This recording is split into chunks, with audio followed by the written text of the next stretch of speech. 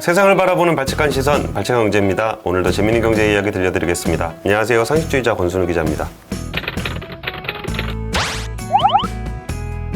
최근에 워낙 주식시장이 안 좋잖아요. 그리고 또 워낙 오랫동안 주가가 좀 눌려있다 보니까 많은 분들이 좀 답답해 하실 것 같은데요. 그 주변에서 요즘에 반도체 가격이 뭐 오른다, 쇼티지다 그런 얘기 나오는데 왜 그러니까 삼성전자, 하이닉스 주가가 빠지냐라는 질문을 누가 주셨어요. 그래서 야, 이거 좀 우리 공부하자를 좀 다시 해봐야 되겠다라는 생각이 들어서 반도체가 기본적으로 어떤 산업이고 어떤 흐름을 보이고 있는지에 대해서 좀 공부하자를 좀 해보려고 합니다. 이 내용은 제가 쓴 책이죠. 돈 버는 경제상식 베스트 10에 나와 있는 얘기이기도 합니다. 그러니까 일단 우리나라에서 반도체라 그러면은 우리는 반도체라고 얘기하지만 우리 머릿속에는 메모리 반도체를 이야기하는 경우가 굉장히 많아요. 일단 우리나라를 대표하는 기업이 이제 삼성전자와 하이닉스잖아요. 근데 시가총액 비중도 워낙 큽니다. 그래서 제가 한번 코스피 상위 한 20개 종목을 가지고 PPT로 한번 원 그래프를 그려봤어요.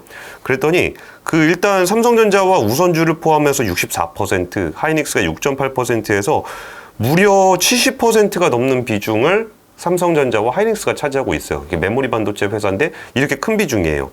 3위가 네이버인데 1.5%밖에 안 되고 4위는 0.6%밖에 안 됩니다. 와, 진짜 삼성전자가 엄청나게 큰 회사라는 걸 다시 한번 느낄 수 있는 편인데요. 또 여기가 삼성전자와 하이닉스를 비롯해서 메모리 반도체가 한국의 수출에서 차지하는 비중이 20%에 달합니다. 근데 어떤 국가의 그 수출 품목 중에 단일 품목이 20%가 넘어간다. 이거는 사실 산유국의 원유 정도밖에 없어요. 그러니까 우리나라 전체 산업에서 이 메모리 반도체가 차지하는 비중이 산유국에서 유가, 기름이 차지하는 비중과 맞먹을 정도로 이렇게 좀 수출 비중이 높습니다. 그래서 우리나라의 경제의 메모리 반도체가 굉장히 중요하다는 얘기를 하게 되는 거고, 그러다 보니까 우리는 우리나라가 잘하고 있는 반도체인 메모리 반도체를 머릿속으로 떠올릴 수밖에 없게 됩니다. 또 한국은 이제 메모리 분야에서는 정말 전 세계 점유율의 거의 한 60-70% 정도를 차지할 정도로 굉장히 높은 경쟁력을 가지고 있어요.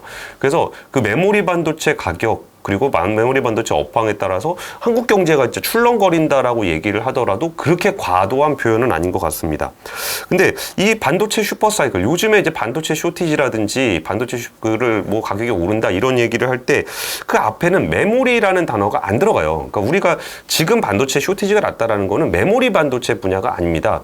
그러다 보니까 우리가 반도체가 쇼티지고 뭐 없어서 못 산다 그러는데 왜 우리나라 반도체 회사들이 주가가 안 좋지라고 볼 때 이게 다르기 때문에 그래요. 우리나라는 메모리 반도체가 중심인 회사가 돼 있는 거고, 지금 반도체가 쇼티지가 나고 있다라는 거는 메모리 반도체가 아니라 로직 반도체 쪽입니다. 반도체를 좀 구분을 해보면은 크게 메모리 반도체하고 비메모리 반도체, 이걸 시스템 반도체라고도 하고 로직 반도체라고도 합니다.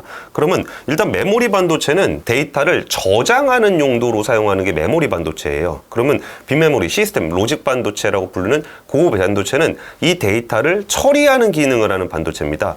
우리가 누구나 사용하고 있는 이 노트북에 사용될 때 뭐 D램은 메모리 반도체를 쓰는 거고, 그리고 뭐 이렇게 낸드 플래시 같은 경우는 외장 하드 디스크, 그리고 외장 하드 뭐 이런 것들이 여기가 들어가는 게 메모리 반도체입니다.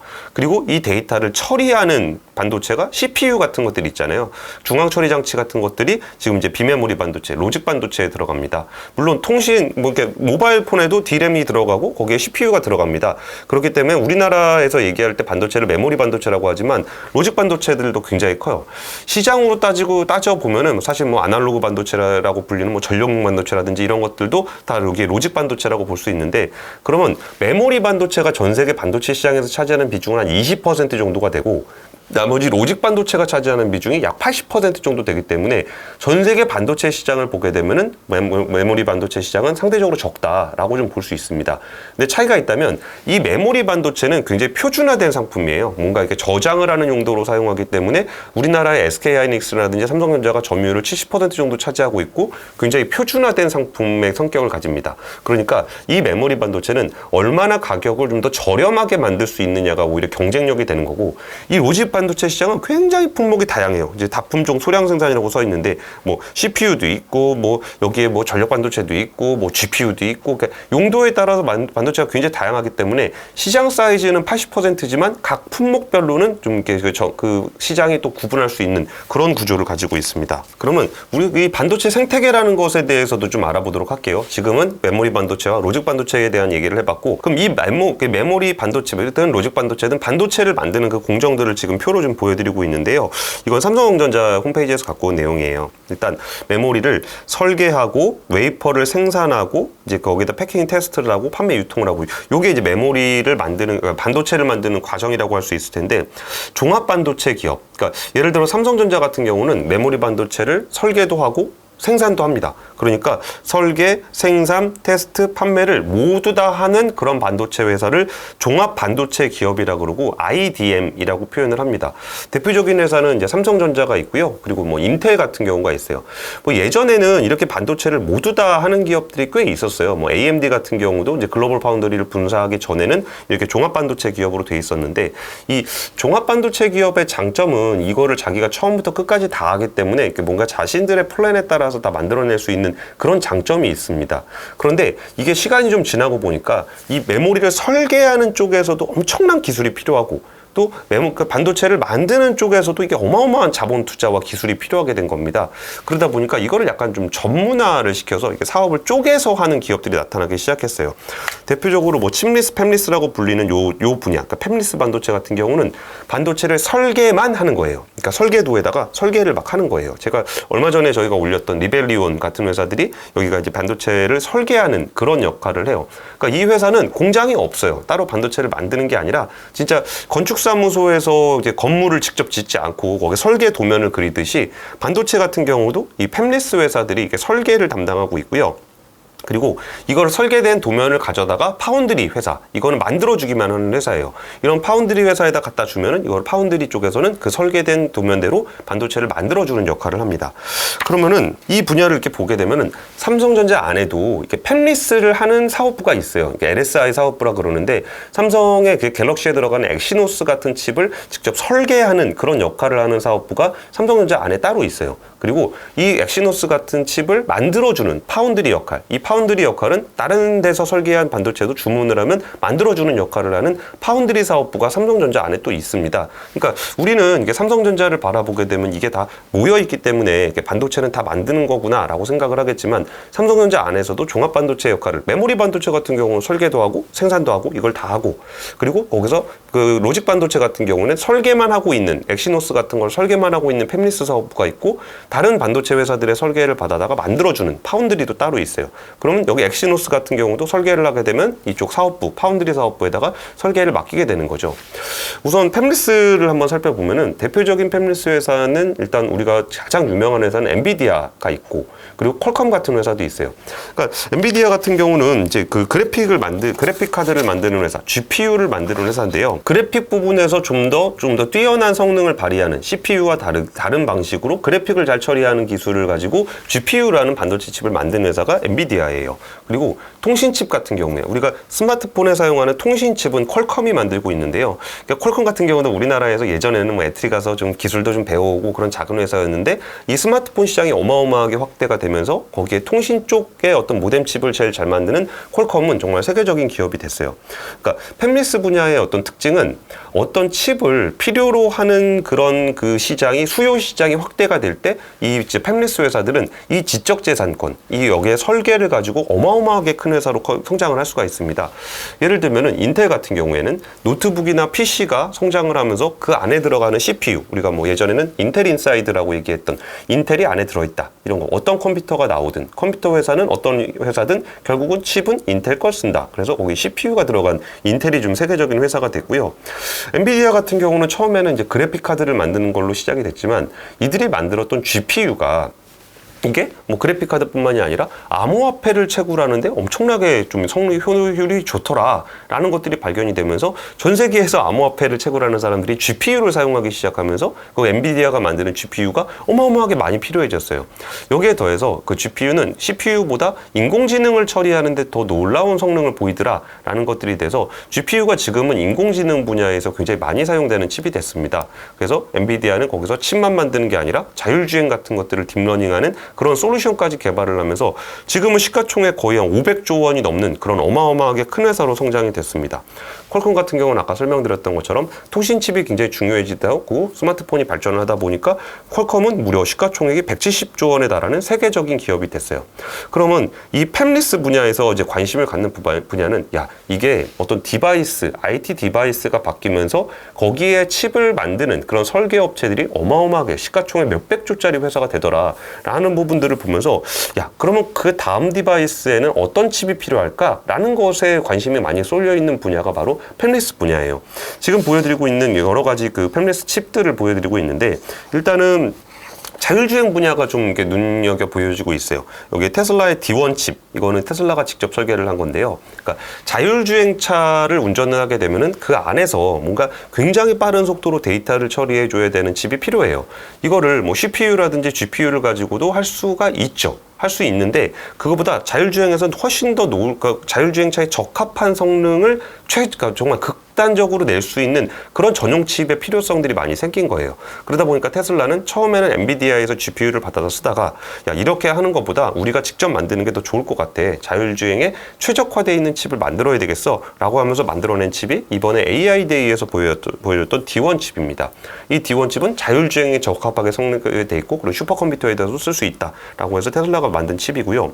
구글 같은 경우는 우리도 이제 구글 포토 같은 거 클라우드 서버를 많이 쓰잖아요. 근데 거기에 들어가는 칩, 그러니까 그 서버에 들어가는 칩은 우리가 지금은 CPU를 쓰고 있지만 그거보다 서버에 좀 더 적합한 칩이 필요해. 뭐 예를 들어서 서버 같은 경우는 뭐 전력들을 많이 사용하니까 24시간 가동을 해야 되면 전기를 많이 사용하니까 뭐 전력 요금이 좀 적게 들어가는 칩을 만들어야 되겠다. 뭐 그런 쪽에서 나온 게 이제 구글의 TPU, 여기는 TPU라는 이름을 붙였어요. 테슬라 같은 경우는 D1 칩을 DPU라고 또 부르거든요. 이 CPU, GPU, DPU, TPU 뭐 이런 식으로 부르는 건데 이게 뭔가 PU자 들어가는 것들이 대부분 팹리스 쪽에서 설계한 전용 칩이라고 보시면 될 것 같아요. 애플 같은 경우는 M1 칩이라는 걸 만들었어요. M1 칩은 이게 모바일에서도 사용하고 노트북에서도 사용하고 태블릿에서도 사용하고 이 애플 생태계를 포괄적으로 그러니까 조율할 수 있는 최적의 칩을 애플에서 직접 설계하는 방식으로 M1 칩을 만들었습니다. 그리고 삼성전자에서 만들어낸 엑시노스 같은 경우에도 팹리스 분야의 한 분야라고 볼 수 있을 것 같아요. 그래서 이런 식으로 인하우스 자기가 필요한 칩을 직접 설계하는 그런 회사들이 좀 많이 늘어나고 있는데 그거 아니더라도 꼭 내가 칩 설계를 굳이 하지 않더라도 나에게 정말 필요한 그런 기능이 있다. 그리고 이거를 최적화된 반도체가 필요하다. 정말 여기에 성능에 최적화된 고성능 반도체가 필요하다라는 것이 뭐 인공지능, 자율주행, 서버 이런 쪽에서 좀 요구가 생길 거고 팹리스 회사들은 그 다음 시장 우리가 뭐 노트북, 스마트폰 그 다음 어떤 IT 디바이스가 이런 칩을 많이 사용하게 될 것인가를 두고서 경쟁을 좀 하고 있습니다. 그리고 이제 그 다음은 이제 파운드리인데요. 파운드리는 아까 팹리스 회사가 이제 어떤 설계를 갖다 주면 그 파운드리에서는 그 설계대로 그대로 만들어주는 역할을 해요. 그러니까 엔비디아 같은 경우도 칩을 이렇게 설계를 하게 되면 그걸 자기들이 만드는 게 아니라 대만에 있는 TSMC에다가 주문을 넣어요. 그럼 이 설계대로 만들어주세요. 그럼 이걸 그대로 만들어주는 겁니다. 근데 이것도 생각보다 굉장히 어려운 기술이에요. 그러니까 진짜 어마어마한 자본 투자가 필요하고 뭐 삼성전자가 우리가 뭐 2030년을 위해서 뭐 반도체 뭐 1위를 하겠다 그러면서 100조를 뭐 투자하겠다 뭐 이런 얘기 나오는 분야가 바로 이 파운드리 분야입니다. 현재 글로벌 파운드리 분야의 1위는 대만의 TSMC가 압도적으로 1등이에요. 54% 정도의 점유율을 차지하고 있고요. 삼성전자 같은 경우가 2등인데 한 17% 정도를 차지하고 있습니다. 근데 이 17% 안에서도 삼성이 자체적으로 사용하는 그러니까 갤럭시 S 시리즈에 들어가는 엑시노스라든지 아니면 이미지 센서라든지 이런 것들이 여기에 포함이 많이 돼 있기 때문에 이거를 그냥 일반 시장에 비춰봤을 때는 대만 TSMC의 점유율이 훨씬 더 높다라고 볼 수 있어요. 그러니까 대만의 TSMC의 압도적인 1위의 어떤 공고한 장벽을 삼성전자가 어떻게 뚫고 들어갈 것인가. 이게 삼성전자가 그리는 2030년 반도체 전략, 시스템 반도체 전략의 한 일부분으로 돼 있습니다. 근데 이 파운드리 같은 경우는 정말 이 설계가 우리 눈에는 보이지 않을 정도로의 정도의 그 얇은 선폭, 이게 선폭이 얇아질수록 반도체 효율이 높아진다 그러는데요. 지금은 뭐 5나노, 7나노 눈에도 보이지 않는 그런 선을 그려내야 되는 그런 정도의 공정 기술이 필요하기 때문에 아무나 할 수 있는 그런 기술이 아니에요. 그리고 장비가 엄청나게 비쌉니다. 뭐 7나노 이하로 내려가면 뭐 EUV, 뭐 우리는 이름도 좀 어려운 그런 장비들을 또 사용해야 된다고 하는데 그 장비 한 대만 한 2천억씩 들어가기 때문에 이 2천억씩 들어가는 데다가 뭐 주문을 한다고 살 수도 없습니다. 이거는 ASML이라는 그 네덜란드 회사가 혼자 만들고 있기 때문에 정말 오히려 한 그 2천억을 주고도 가서 줄을 서서 나한테 좀 먼저 팔아주세요 해야 될 정도로 굉장히 진입장벽이 높은 시장이에요. 그러다 보니까 이 글로벌 파운드리 시장에서 그나마 이제 그 선단 공정이라고 부르거든요. 그러니까 선폭이 되게 얇은 뭐 10나노, 7나노, 5나노 이렇게 얇은 선폭을 가진 데를 선단 공정이라 그러는데 이 선단 공정의 파운드리를 지금 할 수 있는 회사는 TSMC하고 삼성전자밖에 없어요. 그 뒤에 대만의 UMC라든지 글로벌 파운드리, 미국의 글로벌 파운드리라든지 뭐 중국의 SMIC라든지 이런 데도 있긴 있는데 이게 진짜 어마어마한 돈이 많이 필요하기 때문에 그리고 이렇게 어마어마한 돈을 쏟아 부어서 거기서 아까 팹리스 회사들의 주문을 받아서 큰 돈을 벌고 그 돈을 또 재투자해서 그 다음 공정을 만들고 해야 되기 때문에 글로벌 파운드리 시장의 경쟁은 TSMC와 삼성전자의 어떤 그러니까 둘의 경쟁이라고 볼 수 있어요. 그나마도 TSMC가 훨씬 더 높은 경쟁력을 가지고 있다는 거죠. 이 부분은 좀 아쉬운 게 있어요. 이 부분에서는 원래 삼성전자가 TSMC보다 파운드리 사업을 훨씬 잘했었습니다. 근데 이때가 한 2010년대 초반쯤 됐을 때인데 그때 그 애플이 원래 삼성전자 파운드리에다가 칩을 맡겼었거든요. 근데 이게 제가 보기에는 애플이 뭔가 삼성전자의 어떤 영향력을 좀 낮추고 싶었던 뭔가 경쟁에서 누르고 싶었던 그런 목적이 저는 있었을 거라고 봐요. 그러니까 그 전까지는 애플의 칩을 삼성전자 파운드리에다 맡기다가 그걸 주문을 갑자기 TSMC로 바꿨어요. 그리고 그 당시에 이제 삼성이랑 애플이 뭐 디자인이다 특허다 그런 거 가지고 소송을 엄청나게 많이 했습니다. 그리고서 그러니까 애플이 삼성전자에서 TSMC로 노선을 바꾸고 그리고 삼성전자의 선단 공정과 애플의 어떤 설계 기술 이런 것들을 계속적으로 조율해가면서 TSMC가 어느새 전 세계 1위가 됐고 지금은 삼성전자보다 훨씬 더 잘 만들고 있습니다. 그러면 이 부분에서 삼성전자가 좀 노리고 있는 부분은 뭐냐면은 지금 5나노까지는 조금 밀려있는 상황에서 3나노로 갈 때 조금 TSMC보다 한 단계 더 나간 공정을 한번 적용을 해보겠다라는 것을 승부수로 가지고 있어요. 아직까지 이 부분이 이제 잘 됐는지 안 됐는지는 아직 확인할 수 없고 좀 더 시간이 지나봐야 하는데 현재는 좀 쉽지 않아 보이긴 하지만 어쨌든 3나노 시점에는 삼성전자가 한번 역전을 해보겠다라는 목표를 가지고 있어요. 그러니까 아까 말씀드렸던 것처럼 팹리스 회사들도 정말 최고의 성능을 가진 하나의 칩이 나머지 시장을 다 먹어버리기 때문에 이게 굉장히 중요해지는 거고 그러면 이거를 만들어줄 수 있는 나의 최고의 성능의 칩을 만들어줄 수 있는 최고의 파운드리가 필요해요. 그러니까 이게 파운드리가 뭐 TSMC가 최고의 파운드리를 만드느냐 그러니까 삼성 아무리 작은 회사라도 정말 최고의 반도체를 만들어줄 수 있는 파운드리가 있다면 글로벌 빅테크 업체들은 다 거기다 주문을 넣을 거예요. 근데 지금 이게 그 TSMC가 좀 압도적으로 우위에 있기 때문에 TSMC로 주문이 몰리고 있고 근데 야 거기 주문 너무 많이 받으니까 가격 좀 싸게 해서 삼성전자 갈 수 있지 않겠냐 뭐 그렇게 보실 수도 있을 텐데 그런 건 아니라고 해요. 오히려 그러니까 최고의 성능을 가진 반도체를 최고로 만들어줄 수 있는 파운드리가 모든 걸 다 먹는 그런 시장의 구조를 가지고 있기 때문에 삼성전자는 3나노 분야에서 한번 이거를 보여줘야 되는 그런 흐름을 좀 보입니다. 지금 최근에 그 말씀드렸던 것처럼 여기서 반도체가 쇼티지가 나고 부족하다 그런 얘기가 나오는 거는 아까 팹리스 분야와 파운드리 분야 이쪽의 얘기예요. 그럼 우리나라는 이 메모리 반도체 비중이 너무 높기 때문에 현재는 좀 수혜를 받지 못하고 있습니다.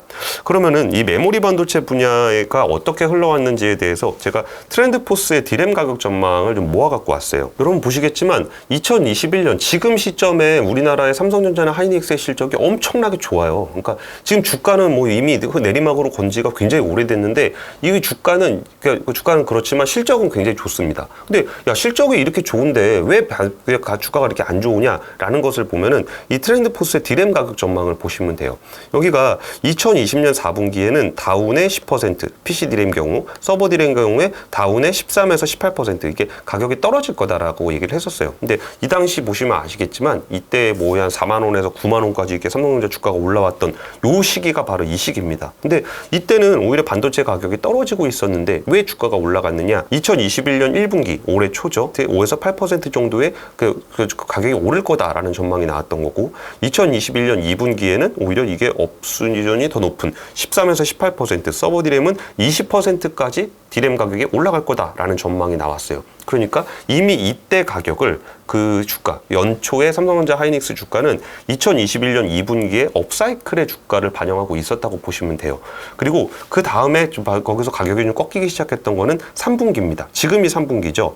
업의 3에서 8% 여전히 디램 가격은 오르고 있는 추세예요. 그리고 21년 3분기에 서버 디램 같은 경우는 5에서 10% 정도 오르고 있는 추세였기 때문에 지금 3분기 당시에 삼성전자나 하이닉스의 그 실적은 굉장히 좋을 수밖에 없어요. 이게 성장폭이 좀 줄어들긴 했지만 그래도 성장 가격이 올라가고 있었으니까, 인상폭이 줄어들긴 했지만 인상이 되고 있었으니까 오를 수 있어요.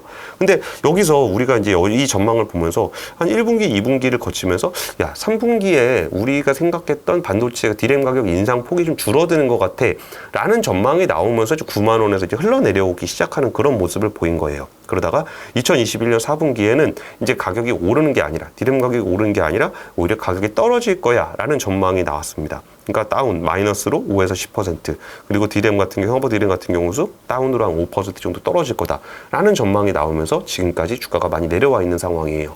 그러면 여기서 우리가 단순하게 생각해 보려면 그러면 우리는 삼성전자 하이닉스의 주가는 언제 오를 거냐? 그러면은 여기에 없는 그 다음 표가 나와야 되겠죠? 22년 1분기, 22년 2분기, 22년 3분기. 이때에 대한 전망치가 필요해요. 아직까지는 그거에 대한 전망이 구체화되고 있지 않은데 아무래도 지금은 다운 사이클이기 때문에 22년 1분기도 그닥 디램 가격이 좋지 않을 거라는 전망이 나와요. 그러면 삼성전자나 하이닉스의 주가는 더 올라가기는 쉽지 않은 상황이라는 거죠. 그러면 나 너무 오래 기다렸는데 이거 언제 올라요? 근데 이게 언제 올라가는지에 대한 시기를 맞출 수는 없지만 그 언제 올라가는지를 맞추는 건 쉬워요. 디램 가격이 올라가면 삼성전자 하이닉스의 가격도 올라갈 겁니다.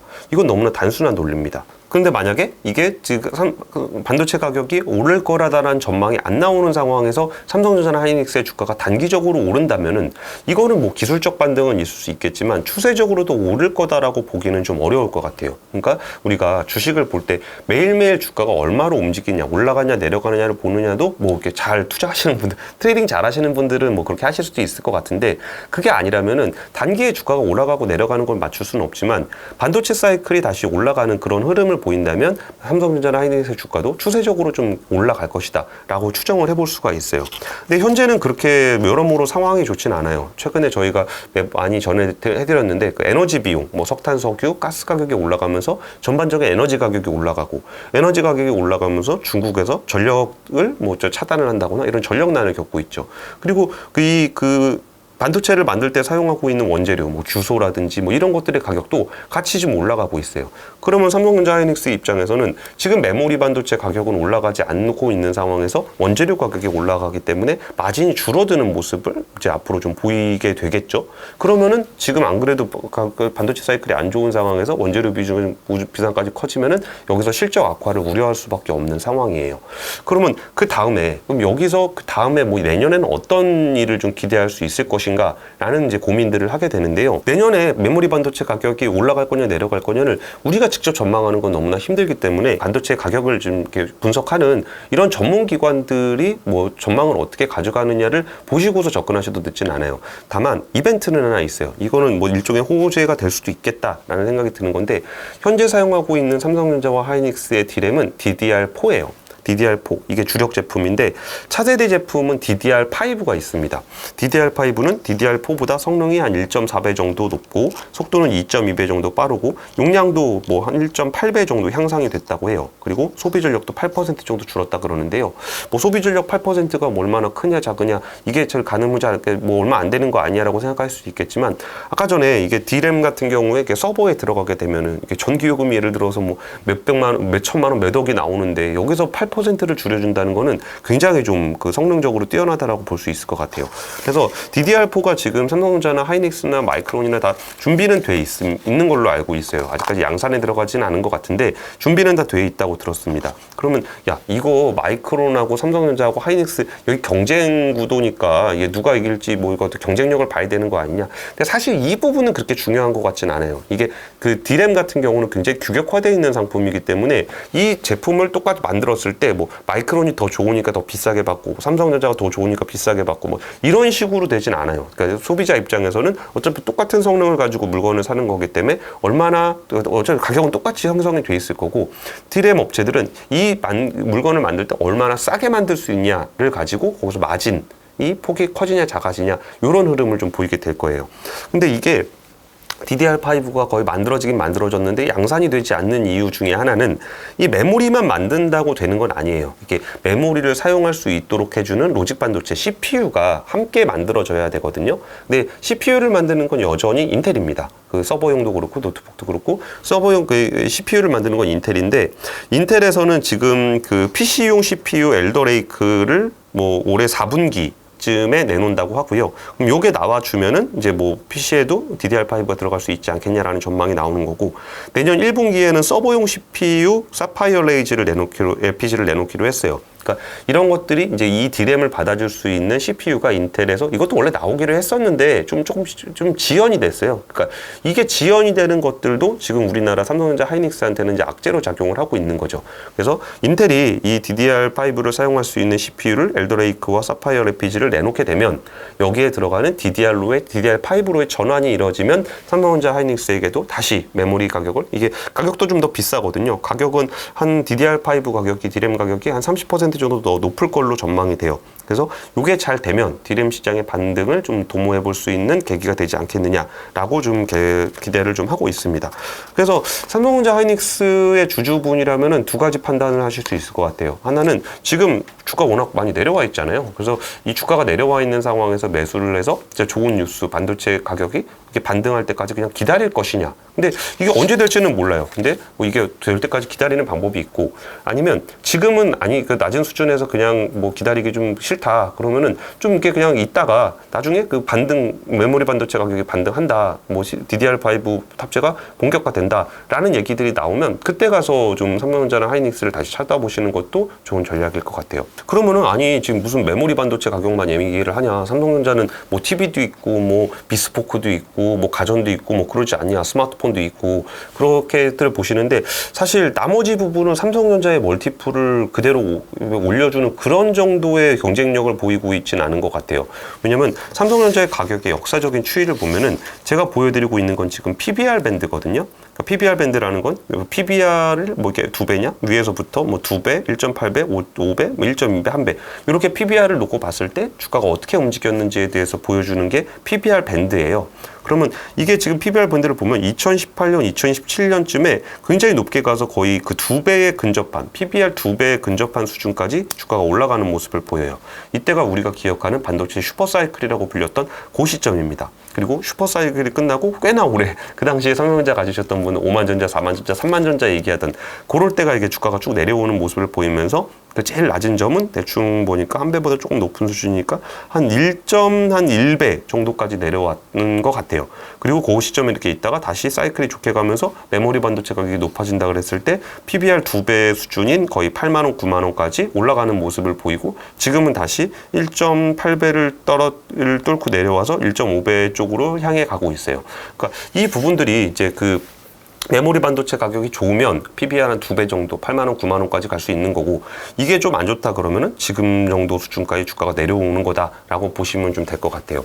그럼 여기서 메모리 반도체가 아닌 걸로 삼성전자의 주가가 움직이려면 아까 그 글로벌한 경쟁력을 갖춰가야 하는 파운드리 분야라든지 아니면 새로운 성장 동력으로 할 수 있는 M&A 이런 재료들이 같이 나와줬을 때 이게 지금 메모리 반도체만 보고서 움직이고 있는 주가의 어떤 변화를 조금 바꿔줄 수 있는 것으로 보여요. 근데 그게 아니라면 나머지 실적, 뭐 스마트폰이라든지, 비스포크라든지, 가전이라든지, 뭐 이런 것들로는 삼성전자의 주가를 하기에는 좀 견인하기에는 조금 힘든 것 같아요. 그러면은 뭐 스마트폰이나 가전은 뭐 아무 효과가 없냐라고 봤을 때 이거는 삼성전자와 하이닉스의 주가를 비교할 때는 좀 의미가 있는 것 같아요. 왜냐면 오를 때, 그러니까 내릴 때, 주가가 내릴 때, 뭐 하이닉스는 거의 뭐 15만 원에서 지금 9만 원대까지 내려와 있잖아요. 근데 삼성전자는 한 9만 원대에서 한 7만 원 정도까지 내려와 있는데 이 부분이, 그러니까 주가가 빠질 때 나머지 실적들이 좀 있으니까 좀 이렇게 D램 가격이 좀 안 좋더라도 삼성전자 주가는 상대적으로 덜 내려오는 효과가 있어요. 반면 하이닉스 같은 경우는 메모리 반도체밖에 없기 때문에 D램 가격이 안 좋으면 주가가 상당히 많이 빠집니다. 그리고 주가가 오를 때는 반대로 하이닉스가 훨씬 더 탄력적으로 오르겠죠. D램 가격, D램만 있으니까, 그러니까 메모리 반도체만 있으니까. 삼성전자는 나머지 사업부도 있기 때문에 좀 상대적으로 덜 오르는 그런 경향이 있어요. 그러니까 삼성전자는 그 맷집이 강한 거죠. 위로 올라갈 때도 조금 덜 올라가지만 내려갈 때도 어느 정도 하방을 지지해주는 나머지 사업부가 있는 거고, 하이닉스 같은 경우는 그런 게 없기 때문에 내려갈 때 더 내려가고 올라갈 때 좀 더 올라가는 그런 모습들을 좀 보이고 있는 것 같아요. 그래서 전문가들이 얘기하는 거는 그 반도체, 메모리 반도체가 좀 반등할 거다라고 기대를 한다면 하이닉스가 차라리 낫지 않겠냐. 지금 주가 레벨에서 얘기하는 거예요. 이게 올라갈 거다라는 얘기가 아니라 이제 올라갈 때가 되면 오를 때는 상승폭은 하이닉스가 더 많이 오르지 않겠느냐라고 얘기를 하고 있어요. 이게 우리나라의 그 삼성전자, 하이닉스가 차지하는 비중이 워낙 많기 때문에 주주분들도 제일 많을 거예요. 그래서 저도 주변에 그 개인 투자하시는 분 중에 대부분은 삼성전자 주식을 가지고 계신데 굉장히 오랫동안 좀 답답해 하시는 것 같아요. 근데 이렇게 기본적인 공부를 하더라도 단기간에 삼성전자 주가가 뭐 반등을 해서 되게 올라갈 거다라고 설명을 드리지 못하는 점은 조금 아쉽게 생각을 해요. 근데 어쨌든 이런 상황에 처해 있다라는 거를 알게 되면은 아무래도 주식을 보유하고 계시거나 아니면 주식을 정리하거나 그럴 때 조금 더 마음 편하게 할 수 있지 않을까. 오를 때도 좀 더 이렇게 뭐 좀 믿음을 가지고 기다릴 수 있고, 그리고 빠질 때도 조금 더 여유 있게 지금 이 정도니까 이렇게까지 내려왔구나 라고 좀 생각해 보실 수 있을 것 같아요. 앞으로도 이런 공부하자 콘텐츠를 조금 더 해볼까 생각을 하고 있어요. 이런 산업의 기본 구조를 조금 이해하시면은 주식 투자를 하실 때 좀 마음의 불안감을 조금 더 덜 수 있을 거고, 먹을 때는 진짜 올라가는 추세구나라는 걸 보시면서 좀 크게 먹을 수 있고, 사실 때는 지금 상황이 안 좋구나 하니까 빠른 판단을 내릴 수 있게끔 도움이 되는 그런 그 정보가 되지 않을까 싶습니다. 오늘 준비한 얘기는 여기까지고요. 지금까지 발칙한 경제였습니다. 감사합니다.